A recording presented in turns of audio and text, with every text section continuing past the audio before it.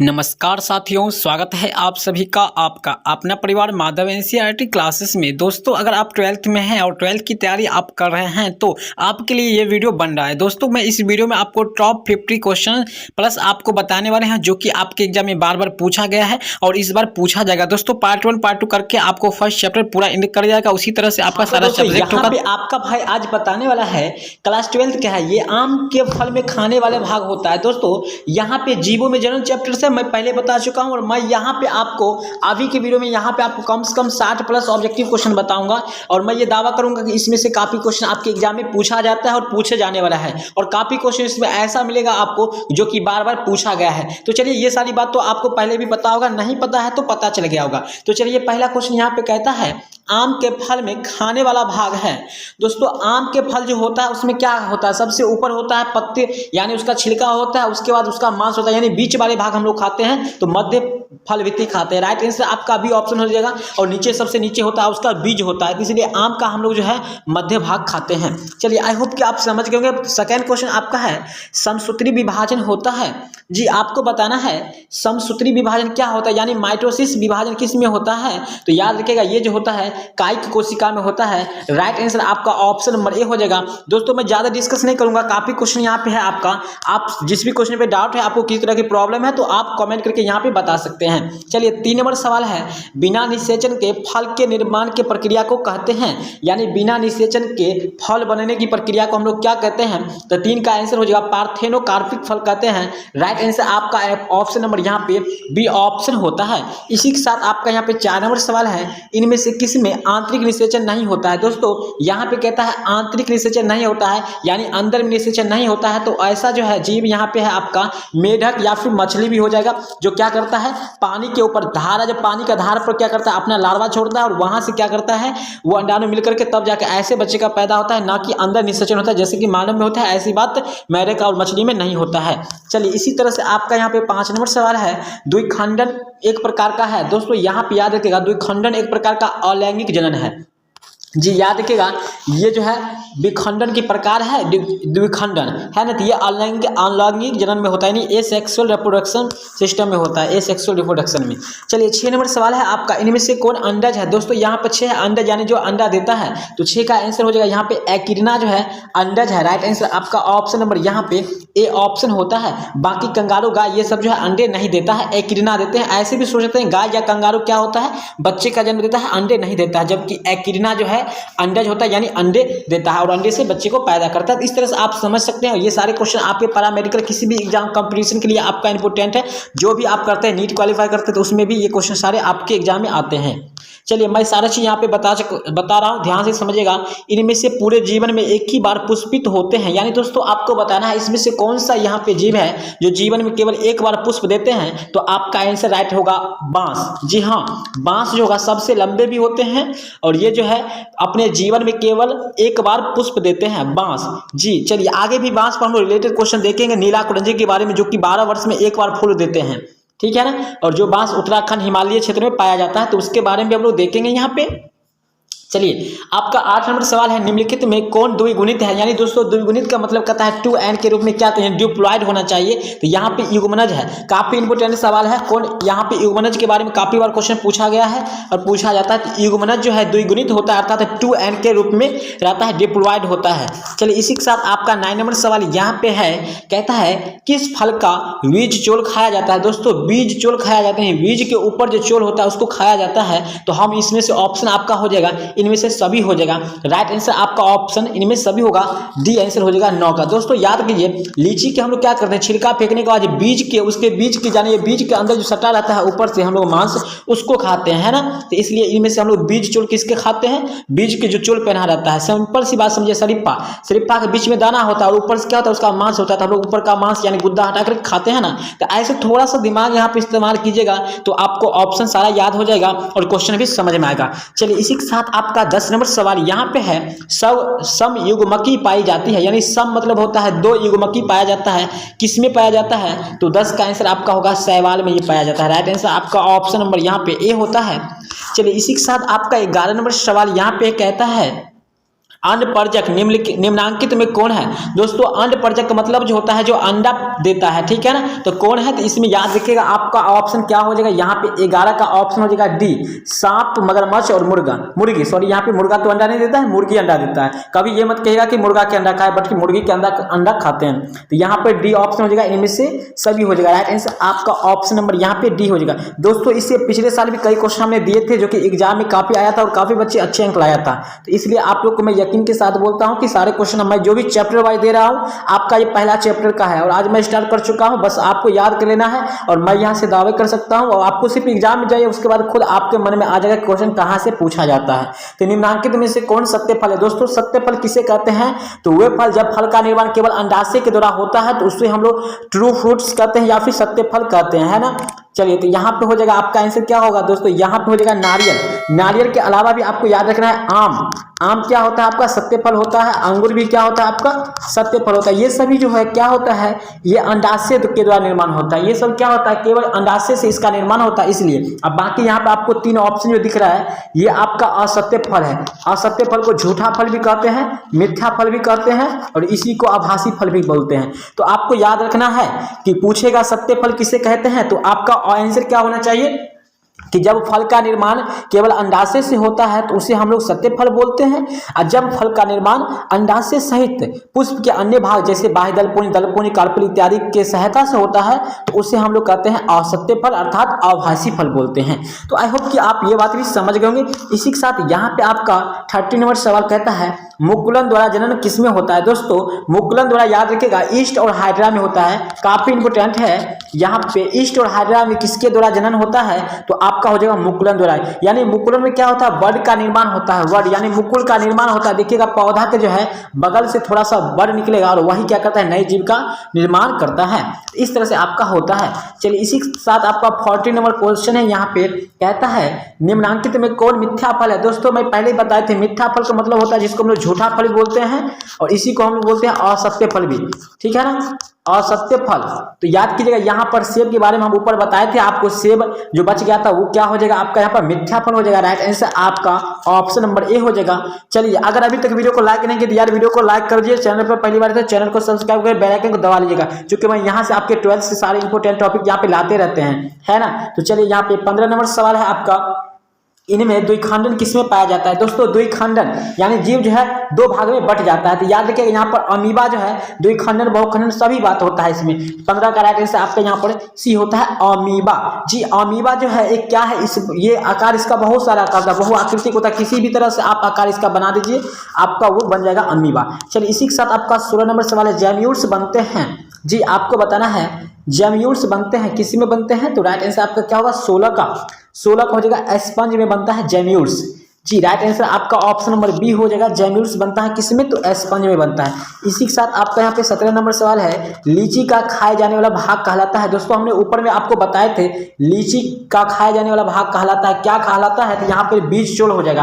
Right answer आपका यहाँ पे 17 का डी ऑप्शन हो जाता है। चलिए इसी के साथ आपका 18 नंबर सवाल यहाँ पे है, पूरे यहाँ पे बताएंगे, भागेगा नहीं, सारा क्वेश्चन देख कर जाएगा, आपके एग्जाम के लिए सारे इंपोर्टेंट है। चलिए 18 नंबर सवाल है बिना निषेचन के फल निर्माण को क्या कहते हैं?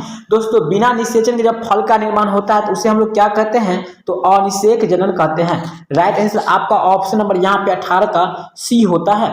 चलिए इसी के साथ आपका 19 नंबर यहाँ पे सवाल आता है निम्नलिखित में सही का चुनाव करिए। दोस्तों आपको सही चुनाव करना है, यानी इसमें से कोई जोड़ा गलत होगा, जैसे कि एस्पोज का जू एस्पोज होता है जो कि गलत है, पेंसिलियम जिम्यूल्स होता है ये भी गलत है, शैवाल में कॉनिडिया होता है ये भी गलत है, और हाइड्रा में कलिका निकलता है, बड निकलता है, ये बिल्कुल तरह से सही आंसर है। और याद रखिएगा हाइड्रा में जनन किसके द्वारा? मुकुलन द्वारा होता है, हमने ऊपर बताए थे अभी आपको, वही बात हो गया है ना। तो ये आपका जोड़ा सही हुआ, राइट आंसर आपका डी।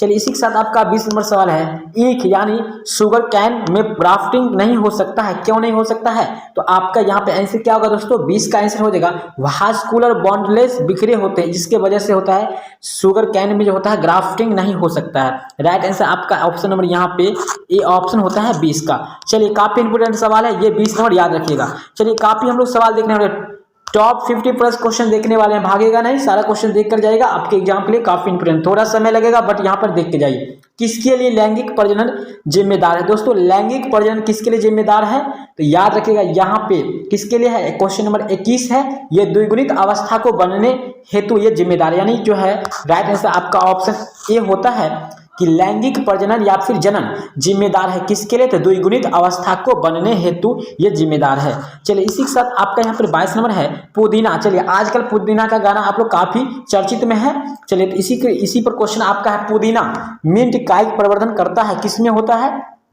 तो चलिए यहाँ पे 22 का जो आंसर आपका हो जाएगा अंतर्भूस्तरीय होता है, यानी शक्कर होता है। राइट आंसर आपका ऑप्शन नंबर ए होगा। दोस्तों आपके एग्जाम में यहाँ पर शक्कर को लिख देगा, यहाँ पे हिंदी में लिख देगा शक्कर, तो आपको बौखना नहीं है, घूमना नहीं है, ठीक है ना। अंतर्भूस्तरीय हो जाएगा। पुदीना में कायिक प्रवर्धन किसके द्वारा होता है? तो अंतर्भूस्तरीय के द्वारा होता है।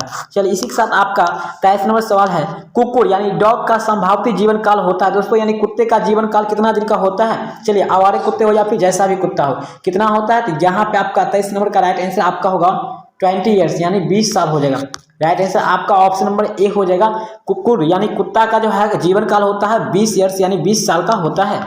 चलिए इसी के साथ आपका यहाँ पे है साख यानी एस्काइन को वृंत स्टॉक पर लगाया जाता है। इस प्रकार ग्राफ्ट किए वृक्ष के फल किसके ऊपर निर्भर करता है? चलिए क्वेश्चन काफी यहाँ पे थोड़ा घुमाया हुआ है बट आंसर तो यहाँ पर होगा, अच्छा खासा आंसर होगा। चलिए तो आपको बताना है यहाँ पे 24 नंबर का, यहाँ पे स्क्वायर वृंत पर लगाया जाता है। इस प्रकार ग्राफ्ट के वृक्ष के फल किसके ऊपर निर्भर करता है? दोस्तों क्वेश्चन यहाँ पे अधूरा है, यानी पूरा नहीं हो चुका है, इसलिए आपका आंसर यहाँ पे आपका डी ऑप्शन हो जाएगा, उपरोक्त में से कोई नहीं, ठीक है। क्वेश्चन यार ये पे क्वेश्चन जो है पूरा तरह से पूरा नहीं हो चुका है, क्वेश्चन में कुछ और छुपा हुआ है, यानी नहीं दिया गया है। चलिए इसी के साथ आपका यहाँ पर 25 नंबर सवाल है, अगुणित कोशिकाओं के संलयन की प्रक्रिया को कहते हैं। दोस्तों अगुणित कोशिका यानी जो एन के रूप में रहता है, यानी हैप्लॉइड होते हैं, उसकी कोशिकाओं में संलयन की प्रक्रिया को कहते हैं, क्या कहते हैं? तो 25 का आंसर हो जाएगा आपका संयुग्मनी कहते हैं। राइट आंसर आपका ऑप्शन नंबर यहाँ पे डी होता है। चलिए बिल्कुल तरह से सही आंसर है, आपको याद कर लेना है, काफी इंपोर्टेंट भी है। चलिए 26 नंबर सवाल है आपका, यहाँ पे कहता है कि डैश में पत्तियों के खंडों द्वारा कायिक प्रजनन होता है। यानी दोस्तों पत्तियों के खंडों, यानी खंड मतलब कि टुकड़ा कर देते हैं तब जाके कायिक प्रजनन होता है। तो 26 का राइट आंसर हो जाएगा बायोफिल्म एवं कैल्चोइम। राइट आंसर आपका यहाँ पे हो जाएगा, यहाँ पे 26 नंबर का आंसर हो जाएगा बायोफिल्म एवं कैल्चोइम में। राइट आंसर आपका यहाँ पर बी ऑप्शन हो जाना चाहिए, ठीक है ना। चलिए इसी के साथ आपका यहाँ पे 27 नंबर सवाल है, रात में खिलने वाले पुष्प साधारणतया यानी कैसा होता है? चलिए यहाँ पे आपको बताना है कि रात में खिलने वाले पुष्प साधारणतया क्या होते हैं, यानी डैश होते हैं। तो ये जो होते हैं क्या होते हैं? छोटे होते हैं। रात में जो भी फूल खिलते हैं आप देखेंगे होंगे तो वो फूल क्या होते हैं? छोटे होते हैं। राइट आंसर आपका ऑप्शन नंबर यहाँ पे बी होता है, छोटे होते हैं। चलिए इसी के साथ आपका 28 नंबर सवाल है, उभयलिंगी प्राणी क्या है? दोस्तों याद रखिएगा, उभयलिंगी पूछेगा या फिर आपको द्विलिंगी पूछे, दोनों बात सेम होता है। उभयलिंगी, उभय का मतलब भी दो ही होता है, द्विलिंगी का मतलब दो होता है। तो यहाँ पे द्विलिंगी आपको देखना है, तो यहाँ पे होगा केचुआ। केचुआ क्या है? द्विलिंगी है। बाकी मुर्गी और मुर्गा देखिए अलग होता है, मुर्गी में अलग जनन अंग होता है और क्या होता है? मुर्गा में अलग होता है, सांप में अलग होता है, सांपनी में अलग होता है, यानी जिसमें दो होता है। लेकिन केचुआ में ऐसी बात नहीं होता है, ये द्विलिंगी होता है, यानी दोनों अंग इसी के अंदर पाया जाता है। चलिए समझ गए होंगे। 30 और यहाँ पे 29 नंबर सवाल आपके सामने में है, कहता है निम्न में से कौन द्विगुणित संरचना है? दोस्तों आपको द्विगुणित संरचना यानी आपको 2n संरचना खोजना है, तो यहाँ पे आपका युग्मनज हो जाएगा। राइट आंसर यहाँ पर सी हो जाएगा और काफी इंपोर्टेंट है और काफी बार क्वेश्चन पूछा जा चुका है बार बार।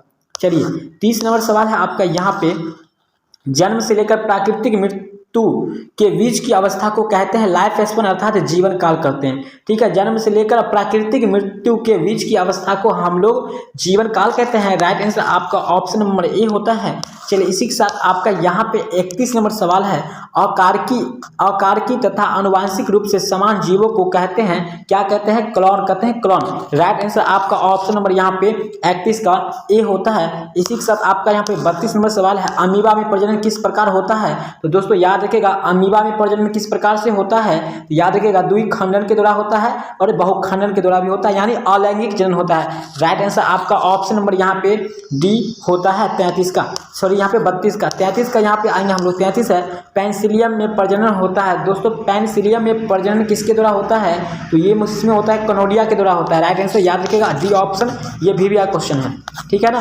याद रखिएगा, इंपॉर्टेंट है, वेरी वेरी इंपॉर्टेंट क्वेश्चन है।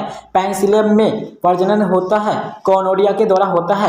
चलिए इसी के साथ आपका यहाँ पे 34 नंबर सवाल है, मासिक चक्र किसमें होता है। दोस्तों मासिक चक्र किसमें होता है, यानी मेंस्ट्रुअल साइकिल किसमें होता है, तो याद रखिएगा ये सभी में होता है, मानव, कपी, बंदर और चिंपैंजी में भी होता है। यहाँ तक कि आपको चिंपैंजी में भी होता है, तो याद रखिएगा ये सारे प्राइमेट स्तनधारी होते हैं, ये सभी मानव, कपी, बंदर या फिर चिंपैंजी, इन सभी में क्या होता है, तो आपको मासिक चक्र होता है, यानी जो 28 दिन का चक्र जो होता है ना, साइकिल होता है, वो चलते रहता है। चलिए यहाँ पे 35 नंबर सवाल है, निम्नलिखित में से किस में ऑस्ट्रस साइकिल नहीं होता है। दोस्तों बंदर में जो है, बंदर की ऑस्ट्रस साइकिल नहीं होता है। राइट आंसर आपका यहाँ पर सी हो जाएगा, है ना। चलिए राइट आंसर आपका सी होता है। चलिए 36 नंबर सवाल, किसी भी क्वेश्चन पे डाउट है, किसी तरह की प्रॉब्लम है, तो आप लोग कमेंट करके बता सकते हैं, आपका भाई यहाँ पे सारा डाउट क्लियर करने के लिए अवेलेबल रहेगा, ठीक है ना। तो चलिए निम्नलिखित में कौन द्विलिंगी नहीं है। दोस्तों द्विलिंगी नहीं है, आपको एकलिंगी खोजना है। यहाँ पे कुत्ता जो है क्या है, एकलिंगी है, कुत्ता और कुत्ती अलग होता है, तो यहाँ पे याद रखिएगा राइट आंसर आपका बी ऑप्शन हो जाएगा। द्विलिंगी नहीं है तो यहाँ पे हो जाएगा कुत्ता,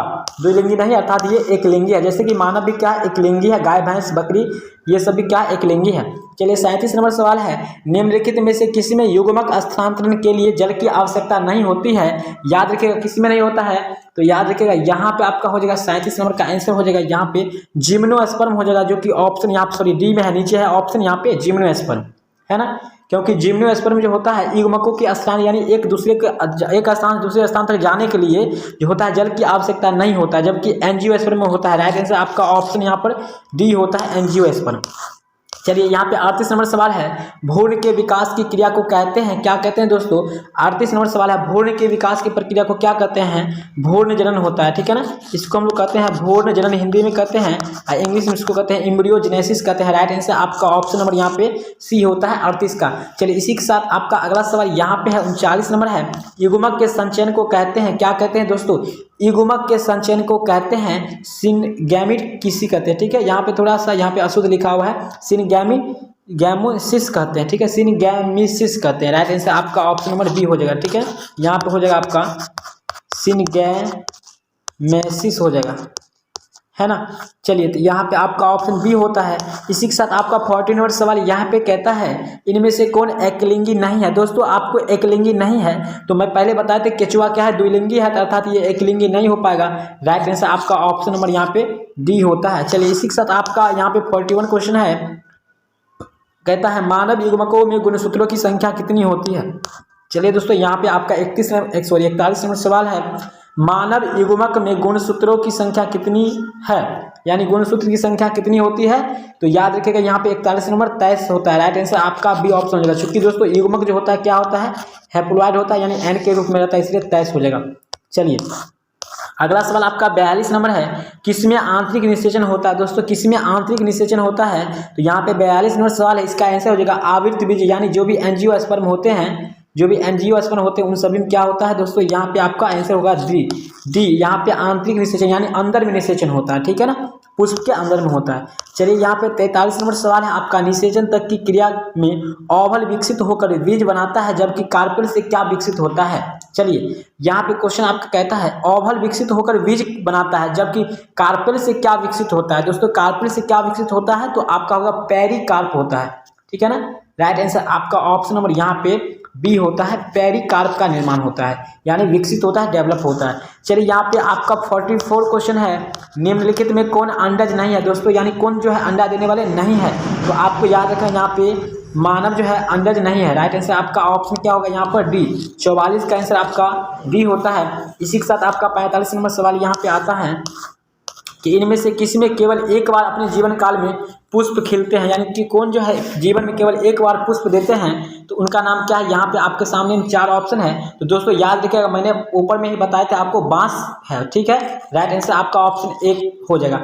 एक बात याद रखिएगा दोस्तों, बांस की एक प्रजाति है जिसका नाम है नीला कुरंजी, जो जीवन में क्या करता है, यानी 12 वर्ष में केवल एक बार फूल देते हैं। ठीक है, बहुत मस्त लगता है उसका फूल देखने में, जो कि पहाड़ी इलाका में पाया जाता है, हिमालय इधर पाया जाता है। चलिए, निम्नलिखित में से किसमें 12 वर्ष में सिर्फ एक बार पुष्प खिलते हैं। दोस्तों यहाँ पे लीजिए, आपका क्वेश्चन आ चुका है और आपका आंसर भी यहाँ पे होगा नीला कुरंजी। राइट आंसर आपका सी होगा। चलिए, आप लोग के मन में उठ रहा होगा, काफी बच्चे यहाँ पर आंसर भी कर चुके होंगे। तो चलिए, यहाँ पे आपका 47 सवाल है, परकंद एक उदाहरण है। तो प्रिय छात्रों, आपको बताना है परकंद का एक उदाहरण क्या है। तो दोस्तों याद रखिएगा, परकंद का उदाहरण क्या है। चलिए, यहाँ पे 47 नंबर सवाल है, इसका आंसर आपका होता है सी, अदरक। अदरक के साथ साथ आपका हल्दी भी हो जाएगा, हल्दी भी इसका है, और अरबी। ये 3 जो है इंपॉर्टेंट है परकंद से। ये तीनों परकंद का एग्जाम्पल है, अदरक, हल्दी, अरबी। अरबी खास कर इंपॉर्टेंट है, पूछा जाता है।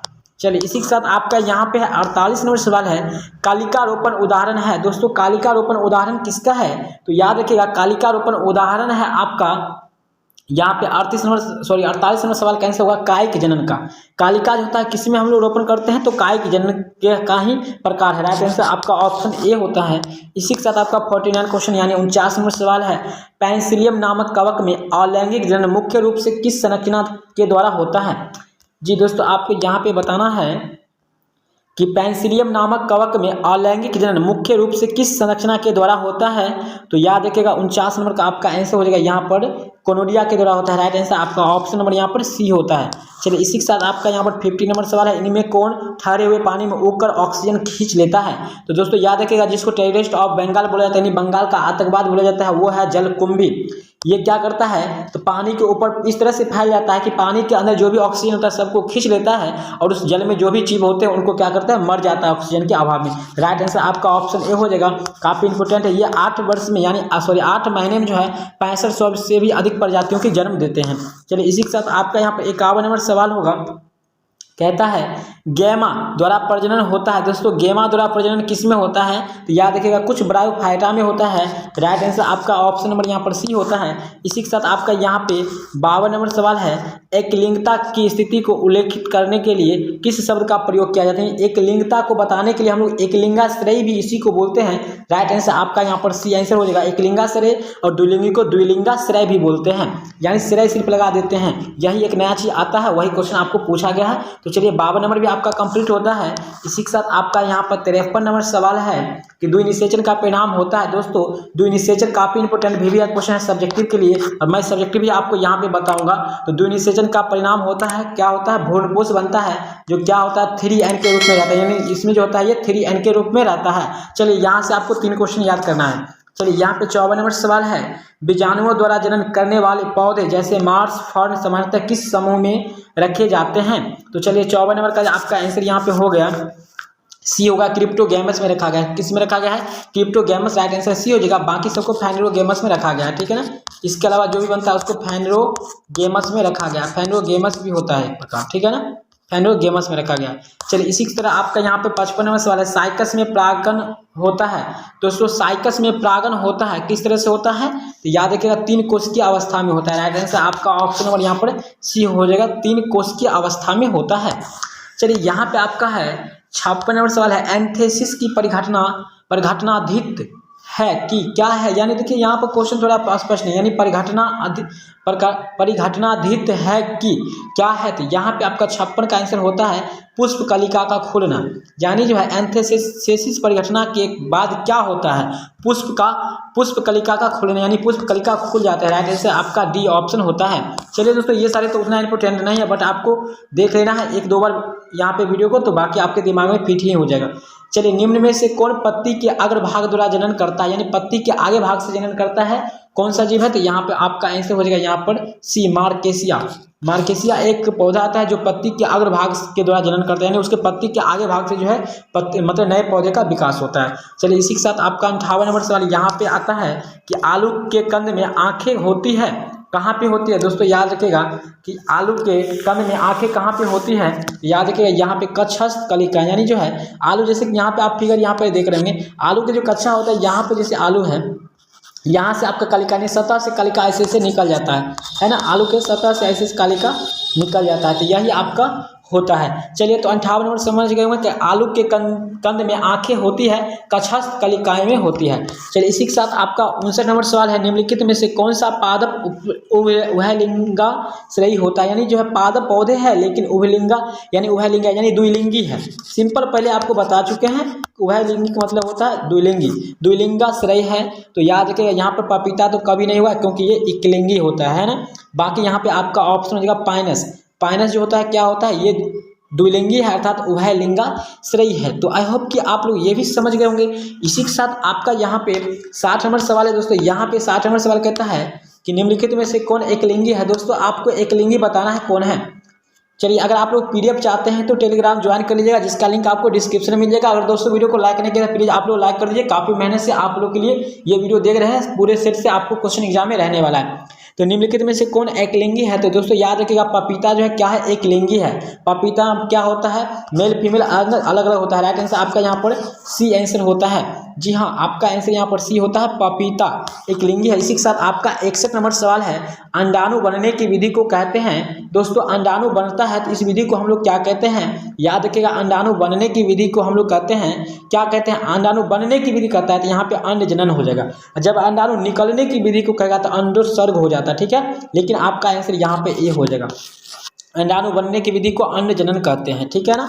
चलिए आगे क्वेश्चन चलते हैं हम लोग, शुक्राणु बनने की क्रिया को क्या कहते हैं। दोस्तों सिंपल सी बात, शुक्र जनन कहते हैं। जब अंडाणु बनेगा तो अंडाणु जनन और शुक्राणु बनेगा तो शुक्राणु जनन होगा। राइट आंसर आपका ऑप्शन नंबर ए हो जाएगा। पूरे जनन चैप्टर का मैं सारा क्वेश्चन यहाँ पर दे रहा हूँ, ठीक है ना। इसका पार्ट 2 भी वीडियो आने वाला है, तो इसके लिए आप लोग जरूर देखिएगा। इसके लिए चैनल सब्सक्राइब कर लीजिए, तभी आपको नोटिफिकेशन मिलेगा, और नोटिफिकेशन पाने के लिए आप बेल आइकन को जरूर दबा लीजिएगा, तभी आपको नोटिफिकेशन मिलेगा। तो चलिए दोस्तों यहाँ पे अंतिम और लास्ट सवाल है आपको, यहाँ पे अलैंगिक जनन में कितने जीव भाग लेते हैं। दोस्तों अलैंगिक जनन में कितने जीव भाग लेते हैं, तो ओनली फॉर एक जीव भाग लेते हैं, ठीक है ना। याद रखिएगा अलैंगिक जनन में कितने जीव भाग लेते हैं, केवल एक जीव भाग लेते हैं। इसमें युग्मनज का निर्माण नहीं होता है। अगर 2 जीव भाग लेता है तो युग्मनज यानी युग्मक का भी निर्माण होता है, इसमें युग्मनज का निर्माण नहीं होता है। तो इस तरह से दोस्तों आपका यहाँ पे आज हम 63 तक सवाल आपको बता चुके हैं। आपके नीचे यहाँ पे 64 भी सवाल है, लेकिन मैं 63 तक आपको बता चुके हैं, है ना।